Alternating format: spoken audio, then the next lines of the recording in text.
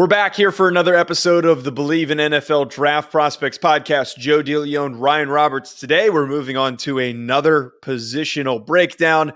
One of the least exciting, however, still an important one, the 2023 safety class. We are going to be sharing our top fives for this grouping. Before we get any further, folks, make sure you hit that subscribe button. Make sure you comment below your thoughts on this safety class and hit that like button. Now, Ryan, this safety class, as I kind of let in, here are my thoughts on this class. I think this is the best way to describe it. What are your thoughts, Joe? What are your thoughts? I was very indifferent to how my rankings came out. Okay. And what I mean by that is that I didn't really know how they're ordered until I'm looking at them right now. Okay. It was one of the few position groups where, as I was evaluating this group, I didn't really have a sense of like, oh, this is how everyone's going to fit lined up with one another. This is how everything's going to shake out. Here are the top guys. Here are the mid-tier, more developmental guys, the guys that are going to be day 3 picks. I feel like I didn't get a whole lot of that. It's a whole lot of question marks for me across the board and not a lot of answers at the safety position, if that makes sense. As in, so obviously there's a negative connotation to how it came out. Like you were like not expecting it could be a pleasant surprise or could be a big question mark, right? I mean, I'm just trying to like understand 100%. So let me ask you, ready? So okay. What you're saying is that you like some of the players on the list, but you're not sold on them. Is that what I'm getting out of this sort of? Yeah, I just don't. It's one of the few, it's probably the only position group where I feel the 5 guys that I'm coming here to the table with, I'm not super confident in. Gotcha. You know, they've all got different question marks for different reasons, but I think that they can be good NFL players, but probably my lowest graded position group.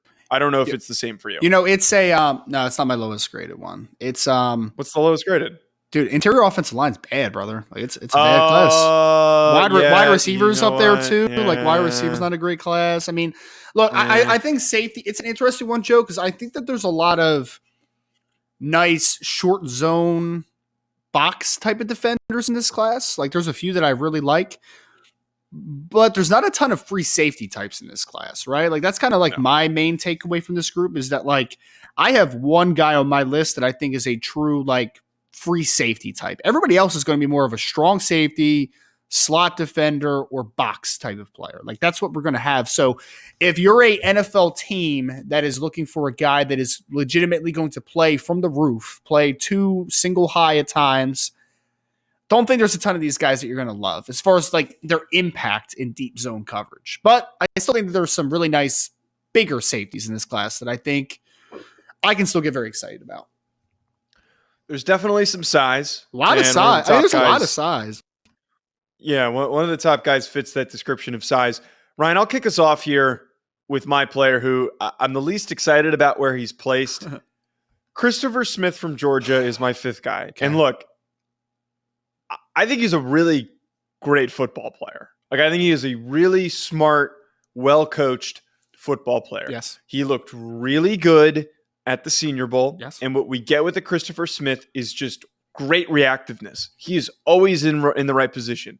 I think he showed some really nice man coverage ability on tight ends when he was at the Senior Bowl, which is a very underrated trait to have as a free safety. I assume that he probably will be playing over the top because it's where he played at Georgia. Yeah. I don't know if I feel super confident in that. Where I feel really gross putting him here is that his testing was terrible. His testing was just unbelievably historically bad for a safety. Did you expect him to be a great tester, though? That would be my question. I thought he was. I thought he was going to be really average. I thought he was going to be really just across the board, really average. I did not think that he was going to be below average for everything else. Yeah, I mean, so he was a 4.62 40 guy, right? I think is what it was. I'm looking it up real quick. I know that the testing wasn't great. Yeah, I'm not. I just remember the RAS chart being all red, and it was mostly red, and that was kind of the butt of the joke of the NFL Combine was Christopher Smith didn't test very well. Yeah. I mean, look, I have Christopher a little bit higher on my list, not much though, so I'll get a little more in depth with him in a couple minutes here, Joe. But yeah, it says it wasn't great. It wasn't great. 4.62 40, 33-inch vert. 9.8 broad. Yeah, it's not too great. But I mean, Joe, like I you know that I'm a fan of Christopher Smith because I think that there is a versatility that he brings to the table. You know, like he's definitely a guy that can play in that deep zone. Like he's the only guy on this list that I'm confident can play some post, like can play from depth a little bit and create some plays on the back end, at least not give up a lot of plays on the back end. And then I really did like at the Senior Bowl, he showed that he has man coverage skills in the slot, like you kind of talked about already. So I think there's versatility to Christopher Smith. I think he's a very solid late day 2 football player. Like that's kind of how I see him. And he's got decent length for the position as well. I'm looking 31 and 5/8 inch arms is pretty good. 75-inch wingspan, despite only being 5'10", 5'8", and 192. So maybe he's a nickel at the next level that can also do some stuff rotating back to safety. Maybe that's his role ultimately. But I understand the concerns, man. I genuinely just did not think he was a great athlete. So it didn't surprise me much that he didn't test like a great athlete. But it's kind of where I am with Christopher, man. It's kind of where I am. I wish he tested more average than below average. Yep. Because that was what I was hoping, was that he was just going to be a really solid athlete, and then I would have felt really comfortable. Because I was starting to really come around on Christopher Smith the way that I saw him play at the Senior Bowl. Sure. The testing is really hard for me to back a guy because as much as we tried to hold Kalijah Cansey accountable for his physical limitations and whatnot. Well, I'm not mocking Chris Smith in the top 20, man. I'm not doing that, right? Like I just said, he's probably a late day 2 pick. Like I'm not saying he's going to top 10 pick, right?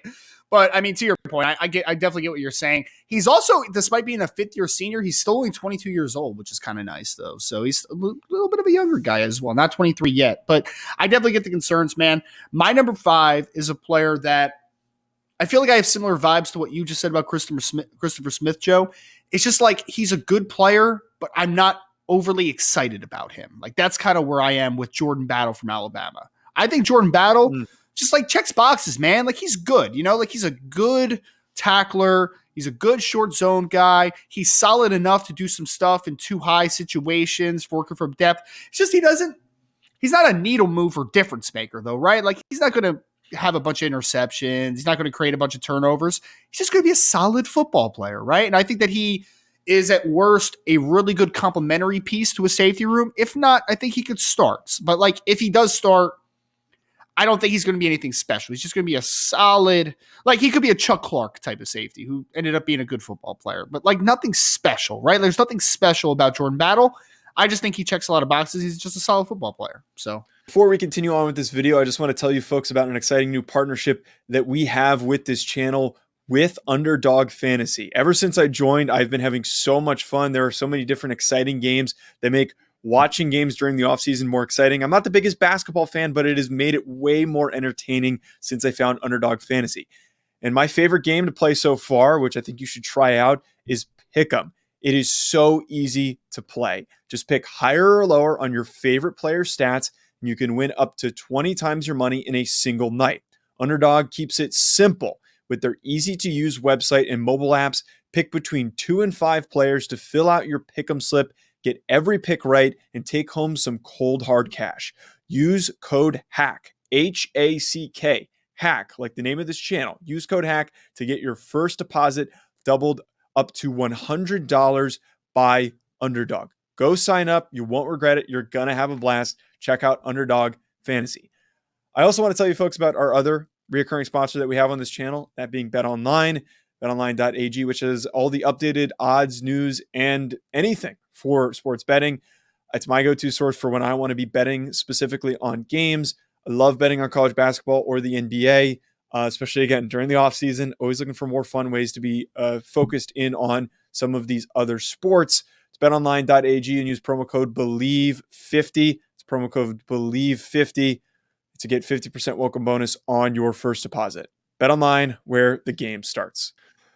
Yeah, I feel that Jordan Battle is a very consistent, or not consistent. He is consistent, but he's very steady. Very steady. I didn't place him in my top 5.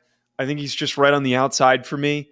But I think there's a lot of things that can be derived, similarities that can be derived from what you just talked about with Jordan Battle, what we just talked about with Christopher Smith. And I think for any top 5 ranking, you need to include those guys that are just, any top 5 ranking for safeties, you need to include those guys that are really good football players, but maybe not the most explosive athletes. Yeah. Those guys are going to get into the mix. Well, and Joe, if you hate testing numbers, do you know what Jordan Battle had in a vertical yesterday? He did very poorly. Do you have the number? I believe. Do you know the number? I don't have the number. 28.5 inches was his vert.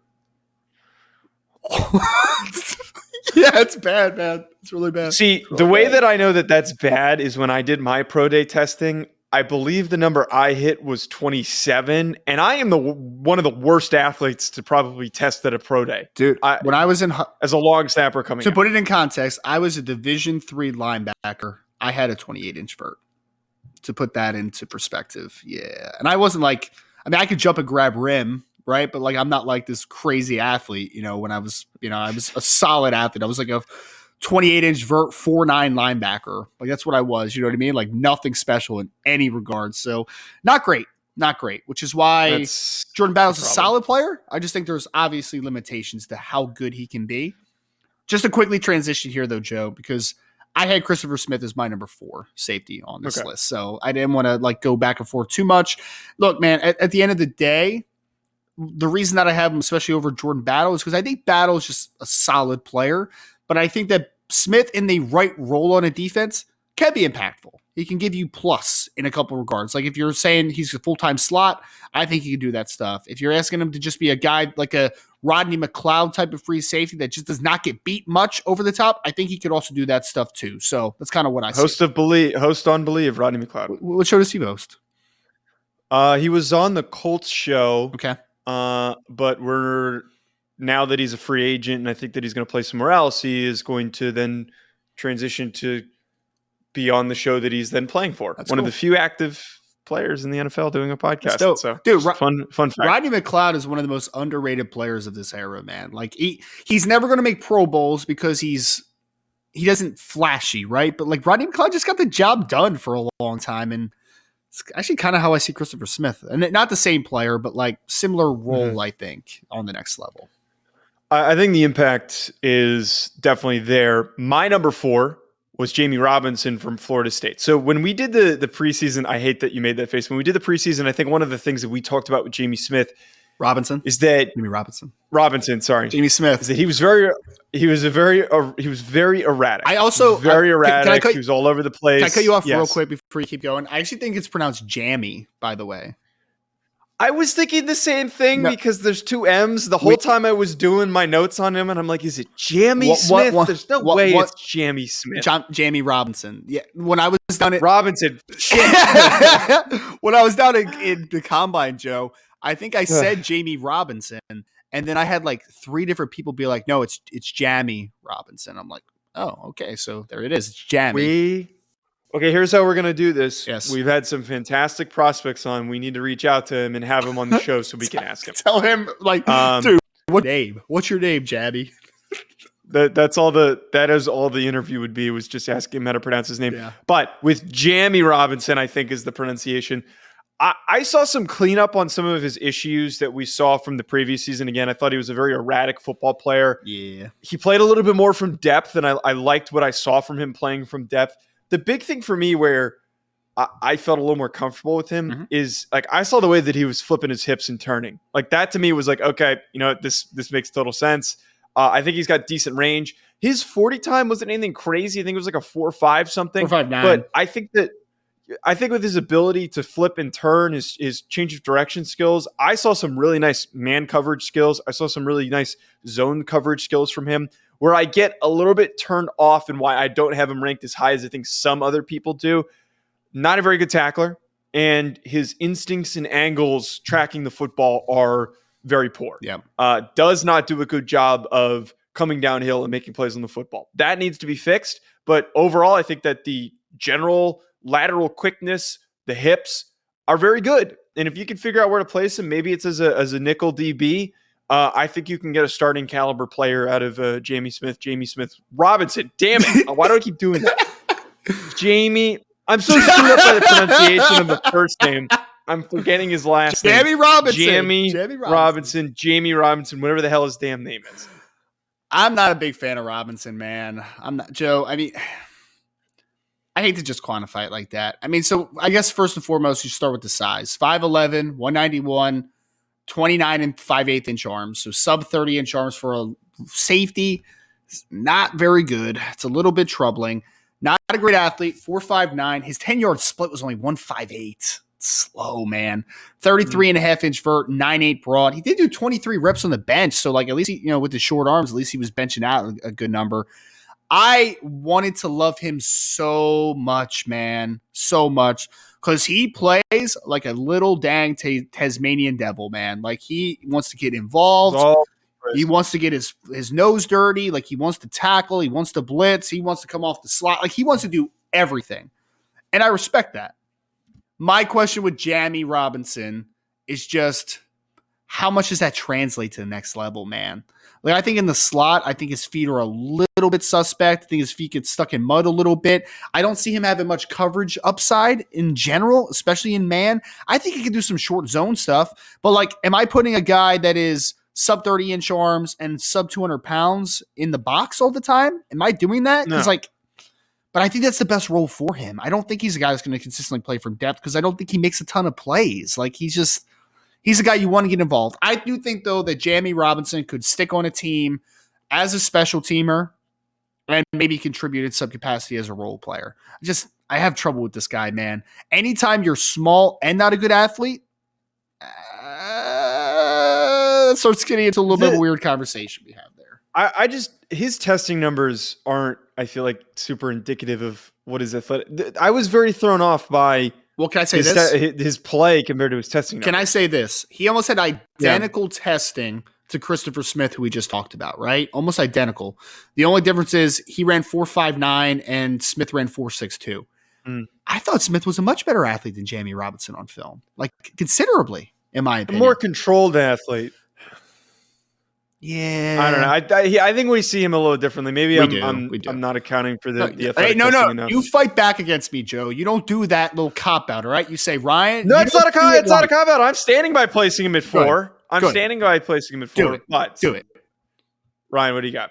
Number 3, I'm up to. Three, I'm up to. J.L. Skinner, safety, Boise State's.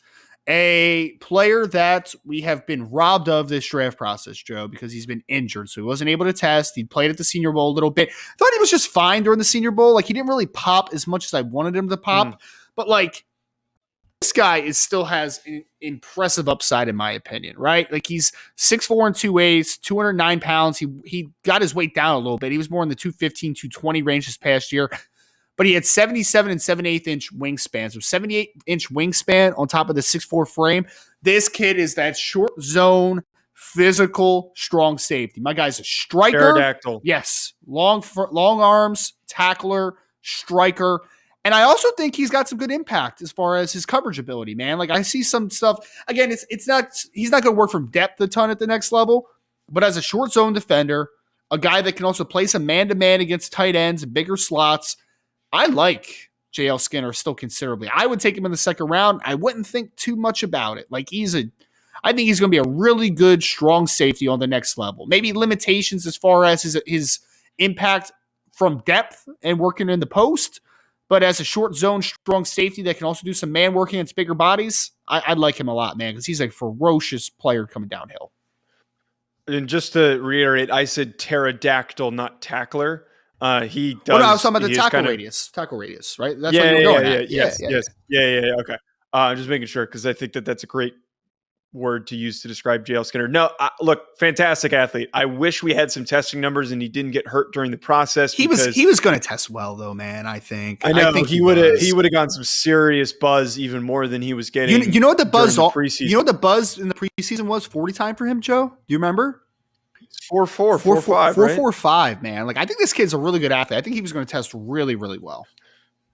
You see a lot of that, and I think that this is Jeremy Chin. This is exactly who this kid is, who has been a sub-package linebacker and a safety for the Carolina Panthers.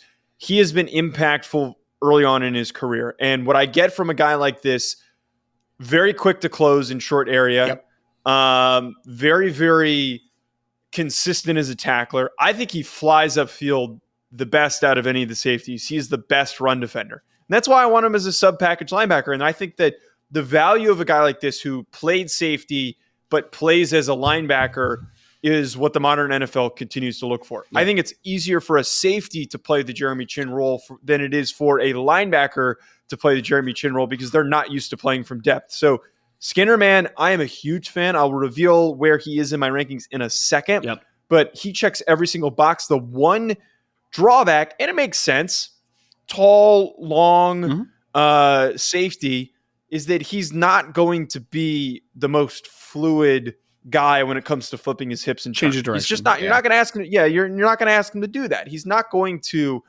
cover the whole deep area of the field. But to that point, though, I think that a lot of his other positives make up for that. Yeah, it's so funny how that position's changed a little bit, right, Joe? It's like I feel like all these guys probably grew up loving Cam Chancellor, right? Like I guarantee Jeremy Chin and guys like JL Skinner were probably big Cam Chancellor fans, right? Like I'm going to be that strong safety, heat-seeking missile. And now we're talking about them playing more on the second level. It's just how the game has changed a little bit. But regardless, man, I think this is an extremely impactful player because Jeremy Chin 10 years ago, he's playing safety in the NFL. He's not playing this hybrid linebacker role. Like he's playing on the back end. But I really do like JL, man. He's a really good football player. But that is not your number 3, right? It's not your number 3. No, my number 3 is Antonio Johnson from Texas A&M, and I was very pleasantly surprised with Antonio Johnson. He is a lot of what Jamie Robinson could be. See, I got his name right. You did. Because he's longer and he's a better athlete. A lot longer and a lot better. Longer and a lot better of an athlete. Yeah. Very, very fluid player. We knew that he was going to be a great man coverage player in the slot because that's what his role was originally at Texas A&M. Yep. He got to play a little more from depth, and I was impressed by his reactiveness and his ability to explode in and out of cuts, him able to come downhill on ball carriers. He's also a very willing and strong tackler. I don't know why I always expect safeties to suck at tackling, but he was very consistent, a very, very strong tackler. My only drawback, the only negative that I really have on a guy like this is that the angles that he takes needs to improve. His angles are all over the place. There are a lot of times where I see him fly upfield in a straight line and not take a directional angle to go to the football. He oftentimes is the guy who runs where the football was and not anticipating where the football is going to be. And I think if he improves that, is going to be a really good starting safety in the NFL. I love Antonio Johnson, man, which is why I had Antonio Johnson as my second-ranked safety in this class. Look, man, I don't think he was quite as impactful in 2022 as he was in 2021, but I think that was more a Texas A&M thing and not as much an Antonio Johnson thing. This kid, I mean, this profile is invaluable, Joe, because literally you could say big slot, tight end in the slot. Antonio, he's yours, dog. Like, go in there, right? He's a good tackler. He's very explosive, man. Like, he gets downhill, transitions laterally. He looks like a cannon when he can read and diagnose and play with some proactiveness. He's really good in that regard. I still have questions about what the impact can be from depth. Because like you said, he played a little bit more this year, but like you just haven't seen it a ton. And the ball skills I think are good, but he hasn't created a ton of takeaways during his career. So I just want to see that overall impact from Antonio. But the other key thing, and you've heard me harp on this during some of these evaluations, is Antonio's not done growing, man. 6'2", 198, 32 and an eighth inch arm, good wingspan. He is the second youngest safety in the 2023 NFL draft. He's still only 21 years old, right? Like there's still growth that Antonio is going to have. So I'm in, man. I'm in on him as long as he's in the right role. Something about him just screams Baltimore Raven, although he's not going to go to the Ravens because they already have a bunch of safeties. Yeah. But like he's that type of physical enforcer that can kind of do some versatile things in the back end. Quick trivia, Joe. Quick trivia. Second youngest safety in the database this year. Do you know who first is? JL Skinner. Wrong. You're never going to get this, by the way. It's a very obscure player. Who is it? Rashad Torrance from Florida is the youngest. Yeah, I wasn't going to guess that. I wasn't going to get. You're the worst. He's the worst. No, I'm just kidding. He just turned 21, Joe. He was literally 20 during the testing this year, which is probably why he ran 4.7. Yeah, he was drinking the night before. No, obviously was not. Yes. That is me being stupid. I'm putting that on Twitter. My number 2 that I have here, and you could probably figure out this is going to set you up nicely for your number 1. Brian Branch from Alabama is my number 2 safety in the 2023 NFL draft. I see the way that he played at Alabama is how he's going to transition to the NFL, which is why I didn't have him as his number one, because I don't have enough evidence of him playing from depth. But what I do know is that he is a really good nickel corner. He is a really great coverage corner in the slot. He is somebody who can cover receivers consistently. He's got really quick feet. His 40 time wasn't anything special, but the change of direction ability that he has to stick with guys very, very closely, I think is fantastic. Where I, again, am unwilling to move him up is that I just don't know what he does with more space behind him playing as a free safety, because, again, what he mostly did at Alabama was covering these slot receivers one-on-one, which is still very, very valuable in the NFL. Dude, this is the new Minkah Fitzpatrick, man. Like, they play very similarly coming out of Alabama. And Brian Branch is my number one, obviously, and you know that, right? Mm-hmm. This was another good hit on me, though, Joe, early on. Remember in the summer I had him as safety 3, and it was like, who the heck is Brian Branch at that point? I'm like, hey, he's good, man. He's good. I wasn't saying you said that, by the way. I'm just saying, like, in general, the ether. I think I did say that, though, so you're not wrong. Well, I mean, summer scouting is so abrupt, man. It's not like we can watch everybody in the summer, right? It's tough.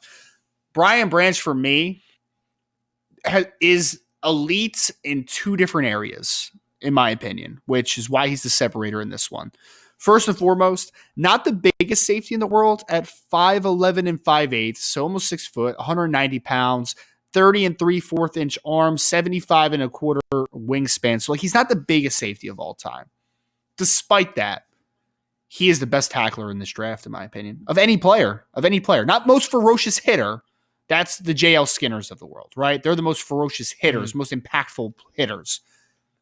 But Brian Branch doesn't miss tackles, man. Like, he just doesn't miss tackles. He is so sure as far as tackling.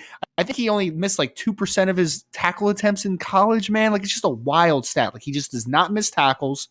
Incredibly consistent in the run game. That's elite. The other elite part is his man coverage skills from the slot for a guy that projects as a safety on the next level is elite, man. That quickness he has, change of direction, ability to be proactive and understand spacing. Like, this kid is a dang good football player.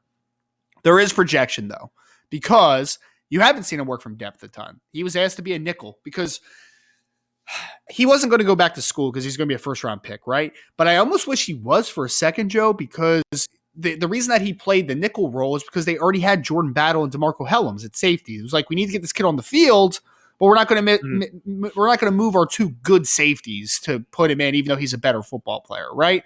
So they found a role. He excelled in it. I think this kid is just a versatile piece in the back end, man. He is going to be that Swiss Army knife. Think about, and again, I'm not comparing him directly to Minkah because Minkah has turned into one of the better safeties in the NFL, but he has a similar profile, man. Can play in the slot, can play in a variety of roles in coverage, really good tackler, better tackler than what Minkah is as far as for the Pittsburgh Steelers. Brian Branch is just a really good player, man. I think we're overthinking him a little bit, just a little bit in the draft space, just a little bit, because he ran 4.58 at the combine. And everyone's like, oh, he's not a great athlete. I'm like, he's a safety. What did you expect him to run? Blah, blah, blah. But I hated that he tested with the corners too, by the way. It's not smart. That definitely didn't help him at all, right? If he was running against a bunch of guys that were also running in the 4.5s, you'd be like, okay, that's fine. He's a 4.58 guy. Who cares, right? But he's an impactful football player, man. I think he's elite in 2 different areas. To round out my list, JL Skinner is number 1. And I think the only reason why I have him there is I know he's a great athlete, even though we don't have the numbers. I think that he's just so rare physically. Like, we get one of these guys every so often. It just so happens that we had a Kyle Hamilton last year. I just, to have a guy like that can stick on the field and play, pretty much is going to, I think, play linebacker and safety for a defense is super impactful. And to being willing to commit to both those things is the reason why I'm placing him there. To your point, I think early, mid-second round is where I would probably draft him. I don't think I'd take any of these safeties in the first round. I don't see any of them projecting to be good enough to go that early. You don't think there's a first rounder, you said, in this? Maybe Brian Branch. Dude, I would take Brian Branch to the top 15. I wouldn't think twice about it. If I'm the Philadelphia Eagles right now, Joe, number 10 overall, taking Brian Branch, man. Actually, are you saying that? Oh, no, I would. 100% would. 100%. Wow. I 100% would take him in the top 10. Would up. Dude, I think he is so good, man. Just so good. But yeah, we see him a little differently though, which is fine. We'll see what happens. At Joe DeLeone, at Rise and Draft. Thank you for tuning in, folks. We'll be back with more coming up soon.